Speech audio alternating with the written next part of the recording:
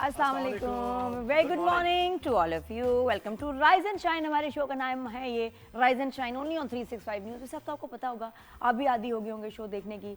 9 से 11 डेली हम यहाँ लाइव होते हैं, मंडे टू फ्राइडे। मैं नादिया खान और ज़ुहैब हसन। ज़ुहैब हसन आपके सामने, और क्या ज़बरदस्त कॉम्बिनेशन लग रहा है। मैं खुद तारीफ कर रहा हूँ, ब्लैक के साथ ग्रे। अरे वाह, ये वरना नॉर्मली एक ही कलर होता है, आज ग्रे पे चले गए। आज ग्रे पे चले गए ना। कॉन्ट्रास्ट भी कोई चीज़ होती है। तो कैसी आप ठीक ठाक हैं? आप लोग कैसे हैं? कैसा लग रहा है हमारा शो? फीडबैक बहुत अच्छा आ रहा है आपका सोशल मीडिया पे, खास कमेंट्स में बताते रहा करें। और जो हमारा एंटरटेनमेंट सेगमेंट जो होता है सेकंड आवर में, उसका बड़ा अच्छा रिस्पांस होता है। अगर आप ये ड्रामा देख रहे हैं मेरी जिंदगी है तो, वैसे कौन नहीं देख रहा, दुनिया भर में ऐसा देखा जा रहा है। एक दिन में 12 मिलियन तो इसके यूट्यूब पे एक दिन में मिनिमम व्यूज। और इंडिया में तो लोग पागल हो गए भाई इस ड्रामे को लेकर। बिलाल हर घर में पहुंच गया पाकिस्तान का ड्रामा। जरा कि कोई उसके भी साथ नफरी भी रखें, कोई गार्ड्स रखें। वो इतना मशहूर, इतना क्रेज उसका चढ़ गया है, पागल हो गए सब उसकी वीडियोस बना के। और अभी अवार्ड लिया, इश्क मुर्शिद से अवार्ड लिया। अब क्या करना है, बिलाल को किसी और को भी मौका दे दो यार। नहीं जी, हमें उसको हम देखना चाहते हैं बिलाल को ऑलवेज। और साथ में इस ड्रामा, अच्छा हानिया का भी बहुत इसमें जबरदस्त काम है, अच्छा सीरियल है। और इसके जो राइटर है राधेन शाह, वो आज हमारे साथ शो पे हमारे साथ शो पे होंगे। बिल्कुल ऐसे ही है, तो बड़ी मजे की बातें होंगी। और उनके ड्रामे से बताइए, जरा क्रिटिकल व्यू पॉइंट भी देंगे आपको। कौन ये ड्रामा जो अभी तक जहां तक पहुंच गया है, तो इससे मुतालिक क्रिटिकल ज़ाहिर है, एज़ अ व्यूअर भी तो हम देते हैं ना। तैयारी करके क्यों नहीं और जज। अच्छा, लेकिन हम जरा बताते हैं कि आज के शो में क्या क्या है। आज हम आपको बताएंगे गुल प्लाजा से मुतालिक, सानिया गुल प्लाजा से मुतालिक तहकीकाती रिपोर्ट तैयार हो गई है और वज़ीर आला सिंध को भेज जाएगी। कमिश्नर कराची और एडिशनल IG ने ये रिपोर्ट तैयार की है। अच्छा। और इसमें इंकशाफात ही हुए। एक तो इंकशाफ यही हुआ है जिस पर हतमी तौर पर बता दिया गया कि बच्चे से ये हादसाती तौर पर आग लग गई। तो एक सवाल का जवाब है, बाकी जो 1200 सवाल है उसके जवाब भी हैं वहाँ? जी, उसके जवाबात अभी नहीं है। वो लैब्स ज्यादा किसका था किसका नहीं था, उन्होंने बताया कि कटर्स नहीं थे, आलात कम थे, कटर्स नहीं थे। जो फायर ब्रिगेड पहुंची, 1122 पहुंचा। बाहर से दरवाजे क्यों नहीं तोड़े गए? बाहर तो भाई धुआं तो इस तरह नहीं था ना, आग वहां से। और ये मतलब कॉमन सेंस है कि जी लोग फंस गए होंगे दरवाजे। जी जी बिल्कुल। और प्रेसिडेंट को तो बिल्कुल पता होगा कि दरवाजे तो इस टाइम बंद होंगे, तो कैसे निकलेंगे? लाइट्स का एकदम ऑफ हो जाना, बहुत सारे इन सवालों के जवाब हैं। इन सवालों के जवाब डिटेल में नहीं है। और गवर्नर सिंध ने भी कहा है कि जुडिशियल इसकी इंक्वायरी कराई जाए। और उन्होंने chief justice Sindh high court को लेटर लिख दिया है कि इस साने की जुडिशियल इंक्वायरी और जिम्मेदारों का तयन किया जाए। मुतमईन नहीं है, MQM भी मुतमईन नहीं है इस रिपोर्ट से। और उस बच्चे से एग्जैक्टली कैसे आग लगी, वो बच्चा कहाँ है, कुछ जी बिल्कुल, ये हम पूछते हैं, ये हम पूछेंगे बिल्कुल। हमारे कॉरेस्पॉन्डेंट भी हमारे साथ होंगे। फिर भी जो सबसे बड़ा सवाल है वो यही कि इतनी जल्दी आग ऐसे कैसे फैल गई? देखिए 10:15 पर आग लगी है। उसके बाद 10 मिनट बाद, तकरीबन 10:26 पर कॉल गई है। और 10:37 पर आपका फायर टेंडर पहला पहुंचा है। मैं तो कुछ इन्फ्लुएंसर्स की वीडियोस देख रही थी जो बता रहे थे, अब वो उनका ये कहना है कि जी कुछ ऐसे मवाद रखा गया था कि आग तेज हो शॉप्स में, ऐसे जैसे कि प्लान्ड है। ये वो ऐसी क्यों वीडियोस बना रहे हैं, ऐसी क्या सोर्स है? इस पे हम जरूर बात करेंगे, लेकिन इस पे बातें और वीडियोस बन रही हैं। अच्छा, अगला हमारा टॉपिक होगा US और ईरान की टेंशन। सीरियस बहरी बेड़ा जो भेजा। जी इब्राहिम लिंकन जो है, वो जो एक समुद्री, एक मैं कहती हूँ शहर है, इट्स अ फ्लोटिंग सिटी, और जिसमें इतने हजारों लोग, उसमें फाइटर जेट्स हैं, जंगी बहरी बेड़ा। और ये महीनों अगर डॉक ना करे, आपको पता है महीनों सालों डॉक ना करे, तो इसको ना फ्यूल की रिफ्यूलिंग चाहिए, इसको ना कोई इसमें और इंतजाम चाहिए कि इतनी ये ऐसी पावरफुल, मैं ख्याल दुनिया में सबसे पावरफुल फ्लीट है। जेट उड़ सकते हैं, वहीं पर लैंड करेंगे, वो सारी चीजें। और वो जा रही है ईरान की तरफ। और क्या इरादे हैं, क्या कुछ होने वाला है, और साथ में ईरान का जो जवाब है वो भी हम उस पर भी बात करेंगे। उनकी तैयारी क्या है, which can be a threat to this floating city. और इस्राइल की तरफ से अभी हमले जारी है, लबनान पर, शाम पर हमले किए जा रहे हैं, इवन फलस्तीन के अंदर भी हमले किए जा रहे हैं। तो क्या मामला चल रहा है? बहुत बुरा सीन है। थिंक टैंक क्या कह रहा है? अच्छा, फिर वेदर की हम बात करेंगे, फिर उसके बाद जल्दी से आएंगे वापस। तो फिर हम बात करेंगे पाकिस्तान ऑस्ट्रेलिया का आज पहला T20 है। ऑस्ट्रेलिया पाकिस्तान का विजिट किया ऑस्ट्रेलियन टीम ने, और ऑस्ट्रेलियन कप्तान कह रहे हैं कि मुझे तो पता नहीं था कि यहाँ सर्दी है, तो मैं तो अपने स्वेटर्स भी नहीं लेके आया। हम अरेंज करा देंगे, हम अरेंज कर देंगे मेहमानियत। और इसमें बड़ा अच्छा जो है, आपने ऐड देखा था जो बना था इनके लिए, इनके वेलकम के लिए, बहुत जबरदस्त ऐड। बिल्कुल ऐसे तो बड़ी मजे की सीरीज होने वाली। अच्छा, फिर जो आपने कह ही दिया शुरू में कि मेरी जिंदगी है तू, जिन्होंने लिखा है, राइटर हमारे साथ है राधेन शाह, उनसे बात होगी हमारी। ये है राइटर, क्योंकि राइटर्स को नॉर्मली हम इस तरह पहचानते नहीं, सामने नहीं वो आते हैं। हीरोज को तो हम देखते हैं, राइटर्स डायरेक्टर्स, ये इनको नहीं हम देख पाते। तो ये जी हैं दी अमेजिंग राधेन के भी राइटर यही थे, जो बड़ा मशहूर हुआ था ड्रामा। तो खैर ये हमारे शो पर आज हम डिस्कस करेंगे, लेकिन सबसे पहले हम सानिया गुल प्लाजा की बात करते हैं। हतमी तहकीकाती रिपोर्ट तैयार कर ली गई है और ये रिपोर्ट तैयार की है कमिश्नर कराची ने, वजीर आला को भेज दी जाएगी। और इस रिपोर्ट में जैसे मैंने आपको बताया कि 10:15 पूरा टाइमिंग बताई गई है कि कब आग लगी और कब रिस्पांस हुआ। 1122 का भी और फायर टेंडर्स का भी, फायर डिपार्टमेंट वहां पर पहुंचा लेकिन हालात कम थे। 79 लोगों की जानें गई हैं इस हादसे में, इस सानहे में। तो हमें ज्वाइन किया है पाकिस्तान पीपल्स पार्टी के सीनियर रहनुमा कादिर मंदोखेल साहब। कादिर साहब, बहुत शुक्रिया, आपने हमें वक्त दिया राइज एंड शाइन पर। बहुत ही इंतहाई अफसोसनाक ये सानहा और सभी गम में दुख में बराबर के शरीक है। लेकिन अब ये जो जुडिशल इंक्वायरी से चले बात करते हैं, जुडिशल तहकीकात इसकी होनी चाहिए। कमिश्नर की रिपोर्ट पर एतमाद नहीं है गवर्नर को और MQM को भी। आपने रिपोर्ट देखी है, ये डिटेल रिपोर्ट लग रही है आपको? जी आप दुरुस्त बात कर रहे हो और मैं भी पहले दिन से ये कहना चाह रहा हूँ और मुख्तलिफ चैनल पे कि जुडिशल इंक्वायरी होनी चाहिए। ये सिर्फ मैं नहीं कह रहा हूँ, हमारे सूबाई वजीर नासिर हुसैन शाह साहब ने पहले दिन ऑफर किए कि अगर आपको कोई इशू है हम जुडिशल कमीशन बनाने को तैयार रहिए। उसके बावजूद मुख्तलिफ टॉक शो में MQM की सीनियर रहनुमा मेरे साथ बैठते थे और मैं यही ऑफर करता था, यही बात करते थे। वो कहते नहीं, वफाकी हुकूमत जो ना इंक्वायरी एक्ट 1969 के तहत जो ना वो इंक्वायरी कमेटी बना ले। तो हम ये कहते थे कि आपको सूबाई कमेटी आपको ऑफर कर रहे हैं, सूबाई आपको जो है ना वो जुडिशल कमीशन आपको ऑफर करे। जुडिशल कमीशन दो टाइप के होते हैं, एक हाई कोर्ट की जज पर मुबलिक भी होता है, एक सुप्रीम कोर्ट में भी होता है। मगर ये कोई बात नहीं करते थे और हमेशा ये कहते थे कि नहीं वफाकी हुकूमत बना ले, क्योंकि एहतियाती है वफाकी हुकूमत का।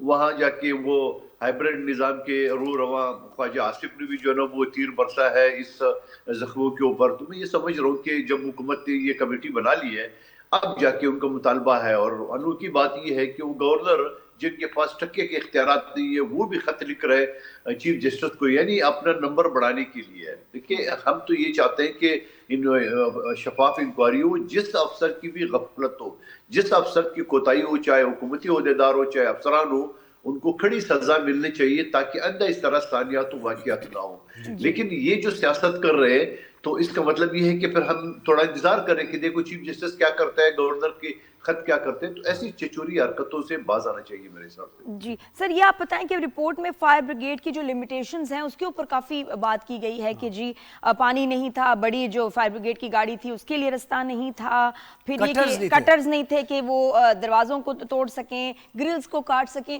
तो ये कैसी फायर ब्रिगेड हुई या कैसा ये रेस्क्यू फोर्सेज हुई? जी बिल्कुल बिल्कुल, आप दुरुस्त कह रही हो। पहले दिन से हम यही खदशात, यही सवालात कर रहे हैं, न सिर्फ फायर ब्रिगेड की तरफ से बल्कि यूनियन की तरफ से कि उन्होंने क्या इकदाम किए थे। वो लाखों रुपए महीने का ले रहे थे, उन्होंने क्या इकदाम किए। और एक अगर फूल की दुकान में आग लगी तो आग फैली कैसी है। और एक फायर ब्रिगेड वाले ने तो बताया कि जब हम गए तो पूरा जो है ना वो प्लाजा लपेट में था। क्यों? 5-10 मिनट में, 11 मिनट में बता रहे हैं कि पहला फायर ब्रिगेड जो है ना वो टेंडर पहुंचा हुआ है। तो 11 मिनट के अंदर पूरा प्लाजा लपेट में कैसे आ गया? तो बहुत सारी चीजें हैं, यकीनन जब शफाफ इंक्वायरी होगी तो ये सारी चीजें सामने आ जाएगी। नहीं कादिर साहब, एक बात मुझे बताएं, ये जो यूनियन के प्रेसिडेंट हैं, ये जो यूनियन काम करती है, इसका कोई ऑडिट होगा कि कितने पैसे ये कलेक्ट करते हैं, कहां लगाते हैं, ये हैं कहां वैसे यूनियन के प्रेसिडेंट? उनसे बातचीत हो रही है कोई चिटचैट ही के नाम पर? कोई उनसे पूछा जाए? देखिए, मैं यूनियन का प्रेसिडेंट मेरे साथ बैठा हुआ था वसीम अतामी के शो में। मैंने उसे यही सवाल किया कि 8,000 बता रहे कि पर मंथ आप ले रहे हैं, तो वसीम अतामी ने कहा नहीं 5,500 ले रहे हैं। यूनियन का सदर कह रहे नहीं हम 1,500 ले रहे हैं। जी।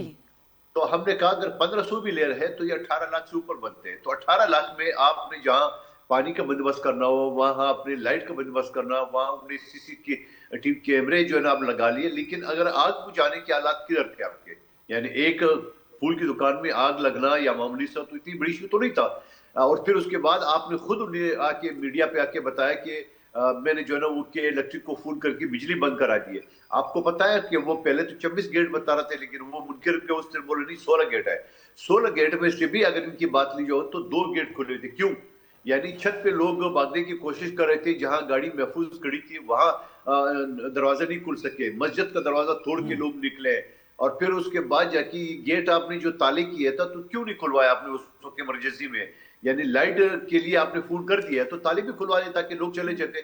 आपने देखा कि एक शॉप में 30-40 लोग बेचारे जो है वहां पना लिए होता, इसका मतलब ये कि उनको रास्ता नहीं मिल रहा था एग्जिट का। और लाइट वो एक बंद दुकान पे कैसे जो कर है सकते बेचारे हैं? जो है वो बेसूर हो और गए। लाइट बंद जब क्या अल्टरनेट आपके पास मतलब कोई ना हो। आप नहीं ये सोच रहे कि अंदर नजर क्या आएगा, अंधेरा है, रात का वक्त है, लाइट बंद करना ही बहुत बड़ी गलती है। ये भी सवाल पहले दिन मैंने उठाया, और ये भी साथ साथ ये कह रहा था कि आपको गेट पूरी तौर पे खोलना चाहिए, और फिर साथ साथ सवाल ये है कि आपने लाइट भी बंद करा दिए। और वो एक दुकानदार का कहना था कि हम दुकानदारों को पता है कि रास्ते कहाँ है, लेकिन आम कस्टमर को तो नहीं पता। यानी उन्हें उन दुकानों की जगह, इन गेटों की जगह भी दुकानें बना ली है, क्योंकि पहले 26-27 गेट बता रहे थे, अब वो कह रहे 16 गेट है। तो 16 भी गेट थे तो खुले तो नहीं थे, सिर्फ 2 खुले थे। यानी आपने लाइट बंद करा दी तो गेट तो खुलवा देते। गेट लेकिन इस रिपोर्ट में खालिद साहब आपको लग रहा है कि यूनियन के प्रेसिडेंट से भी कोई बात हुई है, उनसे भी कोई इन्वेस्टिगेशन हुई है और उसकी फाइंडिंग्स आई है रिपोर्ट में या नहीं? मुझे नहीं लगता। देखिए, मैं आपको बैसियत कानून के तालिब इल्म बता दूं, यूनियन का सदर मेरी 4 सवालों पे जवाब नहीं दे सकते। आप देखिए वसीम मदामी का शो एयरवाई का, मैंने सवाल किया तो उनसे नहीं दे रहे थे, जवाब नहीं दे सकते। जी जी दे नहीं सकते, लेकिन सर देना तो चाहिए ना उनको। कोई इन्वेस्टिगेशन का हिस्सा बनाया जाए, वो है कहां पर, उनसे पूछा जाए। यही बात मैं कह रहा हूं कि पहले दिन से जब नासिर हुसैन शाह ने जुडिशियल इंक्वायरी की ऑफर की है कि आइए जुडिशियल इंक्वायरी करने, वंस फॉर ऑल जो ना इसका फैसला होना चाहिए कि आइंदा इस तरह गफलत ना हो।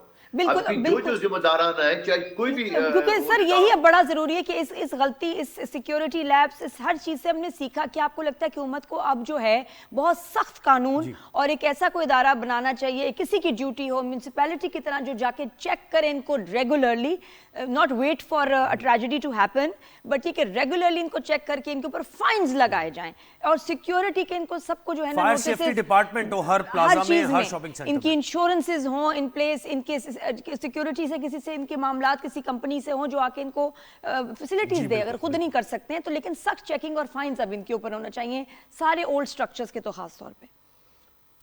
बिल्कुल आप दुरुस्त करें। आप तो फाइन की बात करें, मैं कहता हूँ अटकड़ी लगाना चाहिए। बिल्कुल सर, हो ही जाए। इंसानी जानों को इस तरह जिंदा जलाते हुए उनकी बेहिसी, इनकी गफलत की वजह से अटकड़ी लगाना चाहिए। फाइन क्या चीज होती है? और साथ साथ मुझे नहीं कहना चाहिए इस मौके पे, लेकिन फिर भी मैं ख्वाजा आसिफ की तरफ बात करूं कि आपने गुल प्लाजा के ऊपर जब सियासत की, हम सियासत नहीं करना चाह रहे। आज आपके शहर लाहौर में जो 2 दिन से माँ बेटी गायब है स्टोरेज लैंड में, उसके ऊपर तो थोड़ा सा बात करें। वहां भी कोई शर्म होती है, कोई आया होती है, कोई बात तो करके देख ले उधर भी। और आग लगाने का जो एक बताया जा रहा था पहले से ही, और इससे पहले ये हो चुका है खालिद साहब, आपको पता है कराची में बड़े बड़े शॉपिंग मॉल्स में आग लगती है, नया शॉपिंग मॉल उससे अच्छी जगह पर, उससे बड़ी जगह पर बना लिया जाता है, और वो जो आग लगती है उसके भी पैसे मिल जाते हैं बनाने वाले को। ये भी तो है ना। तो इस पहलू पर मैं आपको मिसाल देता हूँ। आप भी पाकिस्तान से बाहर गए होंगे, लंदन, न्यूयॉर्क वगैरह। आपने वहां जो घर देखे हुए अपार्टमेंट, यानी घर के जो एंट्रेंस है उसकी बैक साइड पे एक जो है लोहे की एक सीढ़ी बना के लगी हुई थी। क्यों? ये इसी इमरजेंसी के लिए हर घर में लगी हुई थी। आप इतने बड़े शॉपिंग सेंटर, 1200 दुकानें, जायज है या नाजायज है वो एक अलग डिबेट है। आपने 1200 दुकानों के लिए क्या सेफ्टी मेजर्स आपने अपनाया? क्या आपने वहां पे आग बुझाने की कोई हालात है? कम से कम वो पुराने जमाने की रेत के बाल्टियां रख लेते हैं। सर ऐसा ही है, आप ये कुरंगी में फैक्ट्रीज आके देखिए, स्टूडियोज हैं कुछ, आप देखिए कुछ नहीं है। आप साने बल्दिया में तो आप देखिए ग्रिल्स लगा दी कि हमारे यहाँ एग्जिस्ट ही नहीं करता। ये एक आइडियोलॉजी है, ये सुपर पावर्स के मुल्कों में होता है, हालांकि बेसिक सी चीजें हमारे यहाँ नहीं है। सर ये आके आप देखिए। सानिया बल्दिया की आपने बात की। सानिया बल्दिया मेरे और मुखबर खास और शहबाज शरीफ का हल्का है। वहां तो बत्ता न देने की सूरत में बाकायदा जिंजीरों से ताले लगा के 259 मजदूरों को जिंदा जलाया। वो वाकई तो दहशतगर्दी है। उसको आप आग बुझाने के, आग लगाने की बात थोड़ी है वहां पे। जी जी, थैंक यू, बहुत शुक्रिया मंदुखिल साहब, आपने वक्त दिया हमें। मेरा ज़हन लगा है वाकई, करोड़ों की बिल्डिंग्स हैं, अपार्टमेंट्स हैं, फायर एस्केप का क्या है? एक रास्ता है और कभी आपको वो भी नहीं मिलता कि अगर पैसेज में आग लगी हो आप कैसे जाएंगे। अपार्टमेंट्स की बालकनी में एक फोल्डेबल स्टेयर तो लैडर होनी ही चाहिए जिससे आप जो है इमरजेंसी आप निकल तो सके, एस्केप कर सके। विंडोज को तो आप कह रही कि वो फोल्डेबल लैडर होना चाहिए, विंडोज को तो ताले लगा के बंद कर देते हैं। वो पाइप भी खत्म हो गया, पाइप वाला कल्चर भी नहीं है, कंसील्ड पाइप से इंसान अगर निकले 14 माले पे आप हों या उससे, अब तो उससे भी बड़ी बिल्डिंग्स हैं, आप कैसे कभी निकल कैसे सकते हैं? आप इमरजेंसी एग्जिट क्या है? कुछ भी नहीं है। खैर हम ये बात करते रहेंगे इंतजामात पर, और आगे भी हमें ज़रा अपना यूएस और ईरान से मुताल्लिक और ये इसराइल फलस्तीन के मामला को डिस्कस करना है। एक ब्रेक लेते हैं, ब्रेक के बाद हम वापस आते हैं, कहीं जाएगा। Keep watching.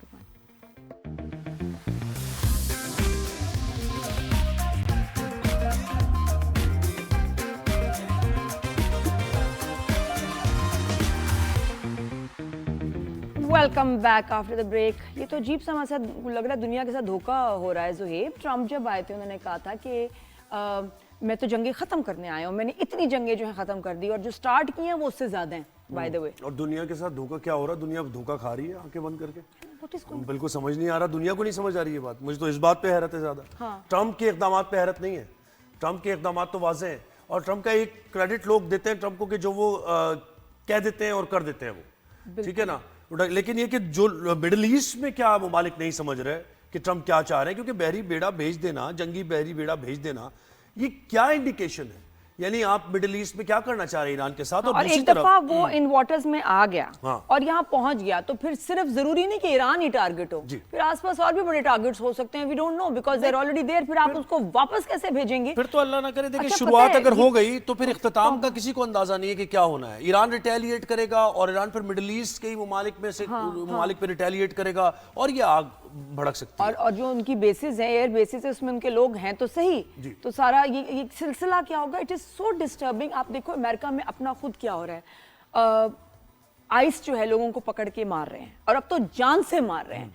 इतना लोगों को डरा दिया है कि ताकि वो उनका ध्यान इस तरफ ना जाए कि ट्रम्प कर क्या रहे हैं। सीरिया और लेबनान के साथ क्या हो रहा है आपको पता है, क्योंकि इस वक्त हमारा फोकस जो है अब इस वक्त फलस्तीन पे नहीं है, सीरिया पे नहीं है, लेबनान में नहीं है। हम सिर्फ देख रहे हैं भी ईरान और ट्रम्प की जो टेंशन है। इसके अलावा बहुत बुरा हो रहा है, बहुत बुरा हो रहा है। और देखिए, पीस डील आपकी हो गई, पीस मुआहदा हो गया, उसके बाद ये हमले कैसे जस्टिफाइड है? ये चेयरमैन बनेंगे बोर्ड ऑफ पीस। लबनान पे हमले कर रहे हैं, शाम पे हमले कर रहे हैं। अभी आपने गजा में ड्रोन हमले किए हैं, 3 फलस्तीनी शहीद हो चुके हैं। फिर आपने जबालिया में कैंप पर हमला किया है जहां पर यूएन की जो 8 फोर्सेस थी उन पर आपने बम्बार्डमेंट कर दिया है। तो ये हो क्या रहा है? पीस की बातें भी हैं और हमारा ये ट्रम्प को सिर्फ बोर्ड ऑफ वॉर बनाना चाहिए। लेकिन एक चीज मैं जरा पाकिस्तान का मौक़िफ़ वाज़ेह कर दूं आपके सामने। आसिम इफ्तिखार जो कि मुस्तकिल मंदूब हैं यूएन में, उन्होंने बात की है वाज़ेह तौर पर उस बड़े प्लेटफॉर्म पे यूएन में। उन्होंने कहा है कि भाई 2803 रेजोल्यूशन के मुताबिक अमन मंसूबे पर अमल दरामद होना चाहिए। और एक और बात वाज़ेह की है, कंफ्यूजन अगर किसी के जहन में है कि पाकिस्तान का मौक़िफ़ क्या है तो वो वाज़ेह हो जाए। उन्होंने कहा है कि 1967 की सरहदों से पहले की जो खुद मुख्तार फ़लस्तीनी रियासत है उसका क़याम अमल में लाया जाए और अल-कुद्स जो है वो उसका दारुल हुकूमत हो। तो ये वाज़ेह पाकिस्तान ने बार बार पाकिस्तान मौक़िफ़ करता है कि हम कॉम्प्रोमाइज़ नहीं करेंगे फ़लस्तीनियों के लिए या गजा के मामले पर। पाकिस्तान कोई कॉम्प्रोमाइज़ नहीं करने जा रहा है, ये सबको समझ आ जानी चाहिए बात। हमें ज्वाइन किया है प्रोफेसर अजमत औलाक साहब ने, यूएस से ज्वाइन कर रहे हैं, सीनियर तज्ज़ियाकार हैं। अजमत साहब, बहुत शुक्रिया, आपने हमें वक्त दिया। सर, ये कहेगा ये हो क्या रहा है? ये सारी चीज़ें जो हमने डिस्कस की, आप जरा इब्तदाइया दीजिए अपना इस पर। आई थिंक ये काफ़ी सेंसिटिव सिचुएशन है जिसके अंदर बहुत सारी साइड से मिलिट्री पोस्टरिंग हो रही है जो कि सिचुएशन को काफ़ी सेंसिटिव बना देती है। और इन ऐसी सिचुएशंस के अंदर जो सबसे ज़्यादा रिस्की एलिमेंट ये होता है कि मिसकैलकुलेशन हो सकती है और वो मिसकैलकुलेशन जो है एक लार्जर कॉन्फ्लिक्ट को जन्म दे सकती है, जिसकी वजह से मिडल ईस्ट के कॉन्टेक्स्ट से economically and socially it can have ever lasting impact on the local community. और दूसरा, अगर आप ईरान के कॉन्टेक्स्ट में बात करें तो अबाउट 20% ऑफ ऑयल सप्लाई जो है वो स्ट्रेट ऑफ हॉर्मुज़ से जाती है, which can eventually then escalate the oil prices from 20 to 40% in no time. बिल्कुल। अच्छा, ये जो इब्राहिम लिंकन जो बहरी बेड़ा जिसकी बात हो रही है, where is it heading exactly और मकसद क्या है? तो अगर आप कुछ लास्ट टाइम की मूवमेंट्स को फॉलो करें तो उसमें अगर आप ये देखेंगे स्ट्रेट ऑफ हॉर्मुज़ पे ईरान भी अपनी मिलिट्री एक्सरसाइज कर रहा है। They are showing their readiness and deterrence. और यूएस भी जो है वो यूएस अब्राहम को मूव फॉरवर्ड कर रहा है। Usually in the past as well US इसको यूज करता है to put pressure on the other freak, right, ताकि वो टेबल पे आ जाएं और वो डायलॉग की तरफ जाएं। At this stage in my opinion ये एक पॉस्चरिंग है मिलिट्री डिटरेंस की, ताकि यूएस अपनी तरफ से ये दिखा रहा है कि we are militarily ready but we are also looking forward to the conversation. लेकिन ये जो टेबल टॉक है ये क्या है? What do they want? अब पहले तो समझ आ रहा था जो और हमला हो गया और उन्होंने कहा था कि हम अचीव कर चुके हैं अपना टारगेट। न्यूक्लियर ये ट्रंप ने कहा था कि जी हो गया तो वॉर इज एंडिंग, पीस हो गया, उसके बाद अब फिर से अटैक करना, अब क्या चाहते हैं वो ईरान से? So I think basically वो ईरान से ये चाहते हैं कि ईरान अपना न्यूक्लियर प्रोग्राम जो है उसको 100% ख़त्म कर देगा, और दूसरा वो उनसे ये चाहते हैं कि वो अपनी जो रीजनल एक्टिविटीज़ हैं उनको ख़त्म करने के लिए कमिटमेंट दें। बट इन रिटर्न ईरान की भी कुछ एक्सपेक्टेशंस हैं। फॉर एग्जांपल ईरान ये चाहता है कि उनकी खुद मुख्तारी को एक्सेप्ट किया जाए और जो सैंक्शंस हैं उनको रिमूव किया जाए ताकि वो भी इकोनॉमिकली जो है वो एक्सेल कर और सकें। ईरान की रिजीम चेंज, क्योंकि देखें वो ट्राइड एंड टेस्टेड है, उन्हें ये पता है कि जब तक ये रिजीम रहेगी कभी ईरान के जो मकासद हैं वो तब्दील नहीं हो सकते। ठीक है, कौमी हमीयत तो का जी जी जी, अगर आप ये देखें कि पिछले दिनों में ईरान में जब इंटरनल कॉन्फ्लिक्ट्स हुए हैं तो उसको प्रेसिडेंट जो है उसके ऊपर कंटिन्यूसली कमेंट्स करते रहे। उनका करने का मकसद भी ये है कि वो जो रूलिंग एलिमेंट्स हैं ईरान के अंदर उनको ये बताना चाहते थे कि वी आर कीपिंग एन कीन आई, और अभी वो ये समझ रहे हैं कि ईरान इंटरनली कन्फ्लिक्टेड है and this is a good opportunity कि हम उनके ऊपर मजीद प्रेशर डालें और उनको डायलॉग के आइदर टेबल पे लेके आए या we push them to make a mistake जिसमें एक मिसकैलकुलेशन हो सकती है उनकी तरफ से। अच्छा, ईरान यूएस से निकल के अभी हम आ जाते हैं इसमें पीस मुआहिदा और उसके बाद बोर्ड ऑफ पीस, लेकिन उसके बाद भी बम्बार्डमेंट, उसके बाद भी हमले, ये क्या है, इसको आप कैसे देख रहे हैं? उसको अगर आप ये देखें कि वो अगर आप पीस बोर्ड की भी बात करें तो उसमें सबसे बड़ा जो एक सेलिंग पॉइंट था वो ये था कि हमने जो पैलेस्टाइनियन टेरिटरी है उसको हमास के इन्फ्लुएंस से पाक करना है, राइट।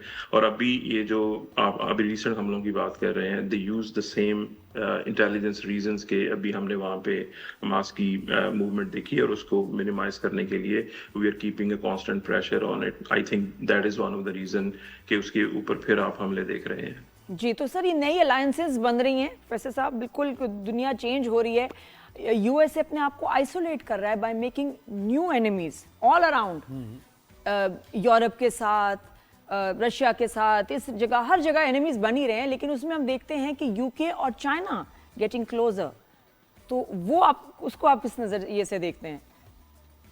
अगर आप इसको एक लार्जर ब्रॉडर पर्सपेक्टिव में देखें तो आपको ये समझना पड़ेगा कि हर मुल्क का एक अपना इकोनॉमिक इंटरेस्ट है, राइट, और उन्होंने अपने इकोनॉमिक इंटरेस्ट को हर लिहाज से टेक केयर करना है। अगर आप यूएस के कॉन्टेक्स्ट में देखें तो यूएस में के करंट जो एडमिनिस्ट्रेशन है उसका ये कहना है कि यूएस को हमेशा फाइनेंशियली अनफेयर तरीके से डील किया गया बाय अदर कंट्रीज, उन्होंने इनका एडवांटेज लिया है। Similarly they see US China economy as a rivalry, और जो यूके है they are kind of sitting in the mix in the middle of this, right? तो उनके लिए एक बहुत ही थिन लाइन है जिसमें उन्होंने यूएस के साथ भी चलना है, and they also have to make sure कि वो इकोनॉमिकली सॉवरन है, ताकि और उसकी वजह से they are trying to extend ties with China as well. So in my opinion, it's a very interesting place for UK and similarly for US as well. अच्छा, ये बोर्ड ऑफ पीस की एक बार फिर बात करते हैं। पाकिस्तान इसका हिस्सा है, सऊदी अरब भी इसका हिस्सा है, यूएई भी हिस्सा है, लेकिन अगर आप देखें, मैंने अभी आसिफ इफ्तिखार साहब का मौक़िफ़ जो कि पाकिस्तान का मौक़िफ़ है स्टेटेड, तो वो बोर्ड ऑफ पीस के जो अज़ाइम हैं उससे मैच नहीं करता। पाकिस्तान अपने मौक़िफ़ पर डटा हुआ है कि भाई फ़लस्तीनी आज़ाद रियासत होगी, फ़लस्तीन फ़लस्तीनियों का होगा, लेकिन बोर्ड ऑफ पीस के तो ये वो नहीं है टारगेट्स, आदाफ, तो ये कैसे फिर काबिल अमल होगी बात? देखें, उसमें आपको उसको इस तरीके से समझना पड़ेगा कि ये एक इंतहाई सेंसिटिव और कन्फ्लिक्टेड सिचुएशन है इन माय ओपिनियन, कि इसको एक लेयर में अगर आप देखेंगे तो इसका कोई सोल्यूशन आपको नजर नहीं आएगा। जो इसका एक लार्जली एक जिसकी टॉप लेयर है वो ये है कि हमें पैलेस्टाइन में जो कॉन्फ्लिक्ट है उसको ख़त्म करना है, राइट। जब तक वो कॉन्फ्लिक्ट ख़त्म नहीं होता और उसके बाद हम बाकी चीज़ों की तरफ मूवमेंट नहीं कर सकते। फॉर एग्जांपल, जैसे आप कह रहे हैं कि इंडिपेंडेंट पैलेस्टाइनियन टेरिटरी, और आप जो पाकिस्तान के इफ्तिखार साहब हैं उनकी भी रेफरेंस दे रहे हैं, ये सारी चीज़ें तभी हो सकती हैं जब both parties will be on the table, right. और उसके बाद जो स्टेबिलिटी है वो उस वक्त तक नहीं आ सकती जब तक कि जो कम्युनिटी वहाँ पे तो हमास को अनाम करके ये टेबल पे आएंगी या कैसे आएंगी, आप क्या समझते हैं? मेरी नज़र में वो उनका सबसे इम्पोर्टेंट और मोस्ट इम्पोर्टेंट एजेंडा है कि हमास को वहां से 100% खत्म किया जाए ताकि कॉन्फ्लिक्ट की कोई एक्सक्यूज पीछे तो इसका मतलब बोर्ड ऑफ पीस के सारे मेंबर्स को इस पे अग्री करना पड़ेगा? Yes, that's what actually the intention is. तो आपको प्रोफेसर साहब क्या लग रहा है कि एक कोई थर्ड वर्ल्ड वॉर की तरफ हम जा रहे हैं, या कौन से कॉन्फ्लिक्ट्स हैं जो अभी अनकरीब होने ही हैं? देखिए, इसमें जो यूएस और ईरान टेंशन है ये काफ़ी हाईली इन्फ्लिक्टेड है। सिमिलरली पैलेस्टीनियन और इजरायली जो कॉन्फ्लिक्ट है वो भी काफ़ी हाईली कन्फ्लिक्टेड है। जब तक ये मेजर एस्केलेशंस को सही तरीके से हल नहीं किया जा सकता, we can always expect a conflict which can turn into a major. In my personal opinion जो यूएस और ईरान टेंशन है इस वक्त, it can get bad very quickly. और ये ईरान आपको कितना वेल इक्विप्ड नजर आ रहा है? मैं उसमें न्यूज़ में सुन भी रही थी कि उनके पास बहुत सारे एंडलेस जो हैं ड्रोन्स हैं जो कि बहुत चीप भी हैं और टारगेट्स भी करीब है उनके। हाँ, प्राइस में बड़े नॉमिनल हैं, लेकिन इतनी तादाद में हैं, और वो जब इकट्ठे जाएंगे तो चाहे अब्राहम लिंकन हो या कुछ भी हो, उसको बड़ा नुकसान पहुंच सकता है। And that's what they plan to do. और इसके अलावा भी मिसाइल्स और ये, and they are equipped and they are ready.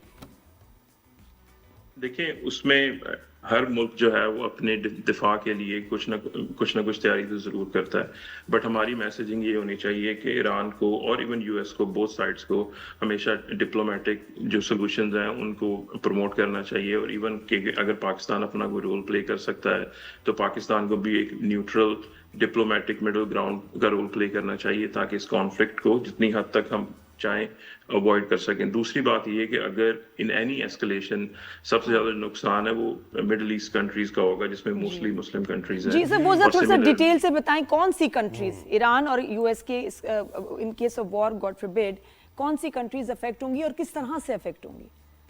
देखिए, अगर आप नेबरिंग कंट्रीज की बात कर लें तो हम सबसे पहले पाकिस्तान की बात करते हैं कि अगर ये एस्केलेशन बढ़ती है तो सबसे ज़्यादा तो ऑयल प्राइसेस जो है वो एस्केलेट करेंगी फ्रॉम 20 to 40%, जिसकी वजह से रुपए के ऊपर बहुत ज़्यादा स्ट्रेस आएगा और जिसकी वजह से इन्फ्लेशन मजीद बढ़ेगी। तो Pakistan is one of the example. Similarly जहाँ पे अगर यूएस की military bases in the area और ईरान अगर उनको रिटेलिएट करता है तो उस केसेस में जो इकोनॉमिक फॉल डाउन है वो उन कंट्रीज तक ट्रांसलेट होगा। अच्छा, और एक और चीज है ना, बड़ा ये भी इंपॉर्टेंट पॉइंट है इसका कि यूएस बहरी बेड़ा, फौजी बेड़ा तो भेज दिया है, लेकिन देखें उसको सपोर्ट चाहिए होगी मिडिल ईस्ट के ममालिक की। तो जब यूएस प्रेसिडेंट मिडिल ईस्ट के ममालिक से कहेंगे कि अब मैं अटैक करने जा रहा हूं, आओ मेरी सपोर्ट में, तो उनका मौकिफ क्या होने जा रहा है? कतर का मौकिफ क्या होने जा रहा है? यूएई का मौकिफ क्या होने जा रहा है? सऊदी अरब क्या सोचेगा इस बारे में? ये भी बड़ा यही कि मिडिल ईस्ट में ये किस तरह अफेक्ट होंगे और इनका क्या रिएक्शन? वो इनसे डायरेक्टली इफेक्ट होंगे। उसका रीजन ये है कि अगर आप रीजनल मोबिलिटी की बात करें तो पिछले कुछ महीनों में कांस्टेंट वॉर का जो एक थ्रेट है उसकी वजह से जो जितनी भी ट्रेड हो रही है थ्रू द वाटर, उसमें जो मरीन इंश्योरेंस है उसकी कॉस्ट तकरीबन 200-300% बढ़ चुकी है। और इन सर्टन केसेस कुछ कंपनीज जो हैं वो इंश्योरेंसेस ऑफर भी नहीं कर रही। तो अगर सप्लाई चेन इफेक्ट होगी तो उसमें सिर्फ ये कंट्रीज नहीं इफेक्ट होंगे, उसमें यूरोप भी इफेक्ट होगा, उसमें चाइना भी इफेक्ट होगा, उसमें इवन के टर्की, कतर, सऊदी अरेबिया, ये सारे लेकिन वो जो जिस तरह से पूछ रहे हैं कि वो क्या करेंगे, ट्रंप का साथ देंगे? हाँ, ट्रंप उनको देना पड़ेगा अपने वो एयर बेसेस, और मना तो किया है लेकिन स्टिल इन सम वे और द अदर वो ऑकवर्ड पोजीशन में आ जाएंगे ना, हेल्प करेंगे। हाँ, और या ना करने की पोजीशन में है। I think वो in my opinion they are in a very sensitive situation, right? अगर वो हेल्प करते हैं तो वो अपने इकोनॉमिक फॉल आउट के लिए फिर उनको रेडी रहना चाहिए, right? Similarly अगर वो हेल्प नहीं करते तो then they probably have to suffer some losses on diplomatic अच्छा, levels. हिस्ट्री आपने पढ़ी है, मुझे बताएं इससे पेचीदा सिचुएशन, सूरत हाल देखी आपने या कभी आपने पढ़ी हो हिस्ट्री में? देखिए, अगर आप इस पूरे कॉन्टेक्स्ट को अगर एक स्टेक होल्डर्स के कॉन्टेक्स्ट में देखें तो this is one of the most complicated one, क्योंकि इसमें सिर्फ ईरान और यूएस ऑन द सरफेस नजर आ रहे हैं, मगर अगर आप बैक एंड पे जाएं तो आज की जो कनेक्टिविटी है दुनिया की उसमें सप्लाई चेन एक बहुत बड़ा चैलेंज है, राइट? और इस तरह के जो कॉन्फ्लिक्ट आज के दौर में अगर होंगे तो सप्लाई चेन का अफेक्ट होना बहुत ज्यादा उसका असर जो है वो दूसरे ममालिक पे जाएगा, राइट। तो आज से जो पिछले कॉन्फ्लिक्ट्स हमने देखे हैं उनमें जो लोकल मार्केट्स का जो कॉन्सेप्ट था वो बहुत ज़्यादा स्ट्रॉन्ग था, मगर आज जो है वो ट्रेड वर्ल्ड वाइड हो रही है, एक मुल्क दूसरे मुल्क के साथ बिजनेस कर रहा है और वो बिजनेस इम्पैक्ट होता है in case of any conflict, right. तो उस पूरी सिचुएशन को अगर देखा जाए और सप्लाई चेन को देखा जाए तो this is one of the very complicated issue we are dealing with. जी thank you very much professor साहब, बहुत शुक्रिया आपका। प्रोफेसर अजमत औला यूएस से, और देखें बड़ी डिटेल में बात हुई है, लेकिन सिचुएशन वो यही कह रहे हैं कि इससे ज़्यादा कॉम्प्लिकेटेड सिचुएशन देखी नहीं हिस्ट्री में, बहुत कमी आई है। तो खैर अल्लाह खैर करे। आपको लगता है कि बहुत दफ़ा आप कुछ एनालिस्ट और ये बड़ी सोच समझ के बहुत सेफली भी बात कर रहे होते हैं, अपना सही पूरी तरह, मुझे लगता है बल्कि पाकिस्तान में हम लोग बहुत ऐसे शेर बन के सब बात कर लेते हैं, किसी की भी तनकीद करनी हो, लेकिन बहुत सारे मैं एनालिस्ट देखती हूँ कि बड़े सोच समझ के जरा केयरफुली बात कर रहे होते हैं। हाँ, मतलब एग्जैक्ट सीरियस सूरत हाल है कि ज़रा आप एहतियात से काम लेते हैं। और मैं आपको बताऊं बहुत सारे ममालिक हैं जहां मॉनिटर किए जा रहे हैं लोग जो टीवी पे अपनी जो राय दे रहे हैं कि वो क्या कह रहे हैं, क्या वो एंटी स्टेट बात कर रहे हैं, एंटी गवर्नमेंट बात कर रहे हैं, और उसके बाद उनको मार्क कर लिया जाता है। सो ये इनके लिए भी मुश्किल है कि इस वक्त अपनी राय का इजहार कैसे करें विद ऑब्वियसली सेफगार्डिंग। एक ब्रेक हम लेते हैं यहाँ पर, ब्रेक के बाद वापस आएंगे। कहीं जाइए। जब कभी आपको लगे ना कि सही जवाब नहीं मिला तो समझ जाए क्यों नहीं मिला।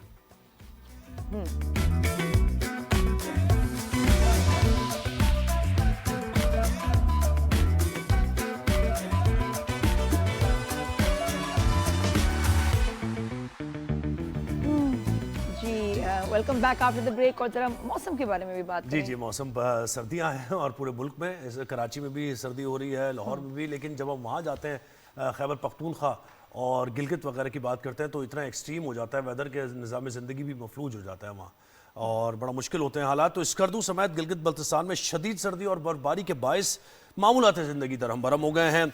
स्कर्दू में बर्फबारी के बाद ठंड मजीद बढ़ गई है। क्या इस वहाँ के मनाजिर हैं, हमें बताएंगे नईम बिल्तिस्तानी, जरा देखिए। बल्तिस्तान रीजन बिलखुसूस स्कर्दू और गर्द नवाह के तमाम इजला में जो है मौसम सरमा की शदीद बर्फबारी का तीसरा स्पेल इस वक्त जारी है। आप मेरे रकम में देख सकते हैं गुज़श्ता रात से जो है होने वाले शदीद बर्फबारी के बाइस स्कर्दू शहर और उसके गर्द नवाह के इलाके गांचे और शिगर और खरमंग के जो है मुख्तलिफ इलाके जो है वहाँ पर शदीद मुतासिर होकर रह गया है। शदीद बर्फबारी के बाइस स्कर्दू को देगर अजला से मिलाने वाली तमाम मरकजी और राबिता सड़कें बंद हो चुकी हैं, जिसकी वजह से आवाम को आमद और रफ्त और रोजमर्रा जरूरियात की फराहमी में सख्त मुश्किलात का सामना है। कई इलाकों में जो है गाड़ियां बर्फ में फंस गई हैं, जबकि शदीद सर्दी के बायस मामूलात जिंदगी जो है महदूद होकर रह गए हैं। दूसरी जानिब अगर बात करें तो स्कर्दू में मौजूद मुल्की और गैर मुल्की सियाह इन खूबसूरत मौसम और बर्फ से ढके मनाजिर से जो है खूब लुत्फ अंदोज हो रहे हैं।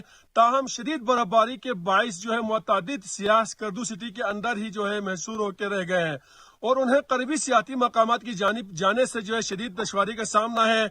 इस वक्त स्कर्दू से दियोसाई, शिगर वैली और खरमंग देगर सियाती इलाकों की जानिब सफर करना तकरीबन नामुमकिन हो चुका है। जिली इंतजामिया जो और मुतल्लिका इदारे जो है सड़कों की बहाली को और रोड को काम जो है हटाने के काम में जो है मसरूफ है।